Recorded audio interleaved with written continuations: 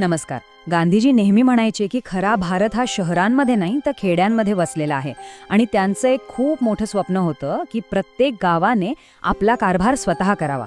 पण हे स्वप्न आपल्या संविधानात नक्की कुठे आहे? तर ते आहे अनुच्छेद 40 मध्ये. चला तर मग आज जरा खोलात शिरूया आणि बघूया की हे एक कलम गावांना स्वतःचं सरकार बनवण्याचा अधिकार नेमकं कसं देतं. हे बघा, हे फक्त एक वाक्य नाहीये, तर या संपूर्ण विश्लेषणाचा मूळ आत्मा आहे. गांधीजींना ठामपणे वाटायचं की भारताची खरी ताकद आणि ओळख ही उंच इमारतींमध्ये नाही तर इथल्या मातीतल्या खेड्यांमध्ये आहे. त्यांना खात्री होती की जोपर्यंत आपली गावं स्वतःच्या पायावर उभी राहत नाहीत तोपर्यंत देशाला खरं स्वातंत्र्य मिळालं असं म्हणताच येणार नाही. आणि याच एका शक्तिशाली विचारातून ग्राम स्वराज्य या संकल्पनेचा जन्म झाला. ग्राम स्वराज्य म्हणजे नेमकं काय? सोप्या भाषेत सांगायचं तर खरं स्वातंत्र्य हे दिल्लीतून गावाकडे म्हणजे वरून खाली यायला नको, तर ते गावातून दिल्लीकडे म्हणजे खालून वर जायला हवं.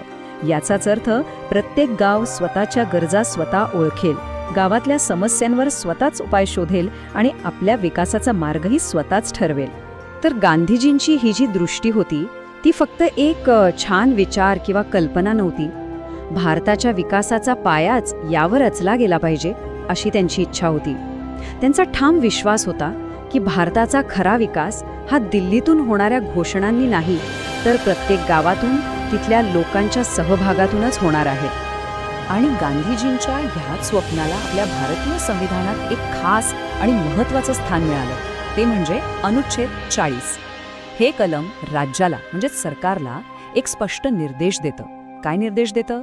तर तुम्ही ग्रामपंचायतींची स्थापना करा आणि फक्त स्थापना करून थांबू नका, तर त्यांना स्वशासनाचे अधिकार देऊन सक्षम बनवा. पण यात सुरुवातीला एक मोठी अडचण होती.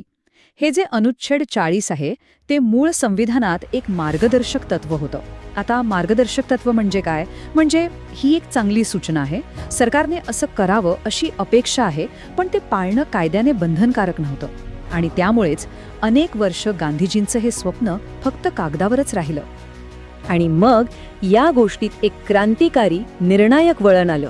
ते वर्ष होतं 1992 आणि ती होती 73वी घटना दुरुस्ती. हो, याच एका दुरुस्तीने ग्राम स्वराज्याच्या कल्पनेला खरी कायदेशीर ताकद दिली आणि गांधीजींचं स्वप्न प्रत्यक्षात आणण्याचा मार्ग पूर्णपणे मोकळा झाला. हा एक खरा गेम चेंजर होता. हा प्रवास बघा किती मोठा आणि महत्त्वाचा आहे. गांधीजींच्या एका स्वप्नापासून सुरुवात झाली, मग 1950 साली ते संविधानात आलं, पण फक्त एक मार्गदर्शक तत्व म्हणून. त्यानंतर तब्बल 42 वर्षांनी 1992 मध्ये त्याला कायदेशीर बळ मिळालं. आणि आज आपण पाहतोय की देशभरात हजारो ग्रामपंचायती सक्रियपणे काम करत आहेत. एका कल्पनेला वास्तवात यायला वेळ लागला, पण अखेरीस ते शक्य झालंच. आता या घटनादुरुस्तीने काय काय आणलं? तर स्थानिक स्वराज्यासाठी एक भक्कम अशी चौकट तयार केली. सगळ्यात पहिलं म्हणजे त्रिस्तरीय रचना, म्हणजे गाव पातळीवर ग्रामपंचायत, तालुका पातळीवर पंचायत समिती आणि जिल्हा पातळीवर जिल्हा परिषद. दुसरं, दर 5 वर्षांनी निवडणुका घेणं बंधनकारक केलं.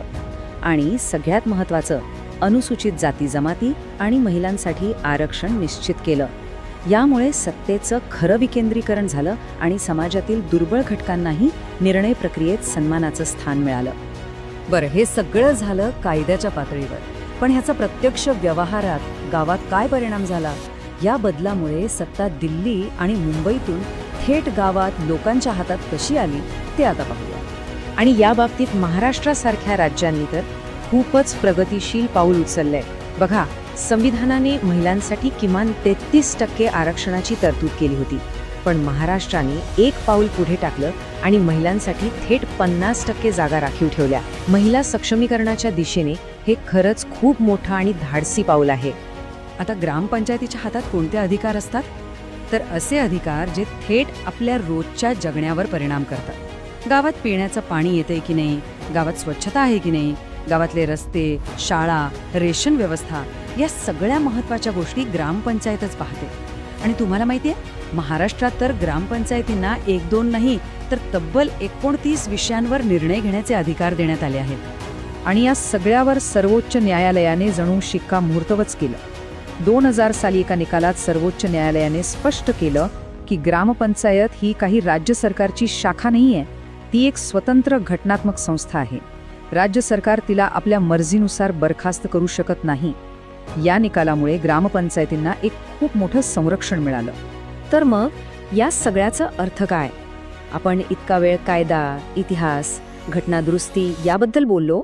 आता हे सगळं लोकशाहीच्या मूळ आणि खऱ्या अर्थाशी जोडून पाहूया.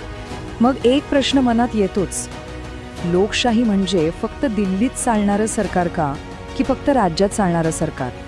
सत्ता फक्त तिथेच आहे का? आणि याचं उत्तर आहे अजिबात नाही. अनुच्छेद 40 आणि 73व्या घटनादुरुस्तीमुळे लोकशाही फक्त दिल्ली किंवा मुंबईपुरती मर्यादित राहिलेली नाही. ती पोहोचली आहे प्रत्येक गावात, प्रत्येक वाडी वस्तीत, प्रत्येक माणसापर्यंत.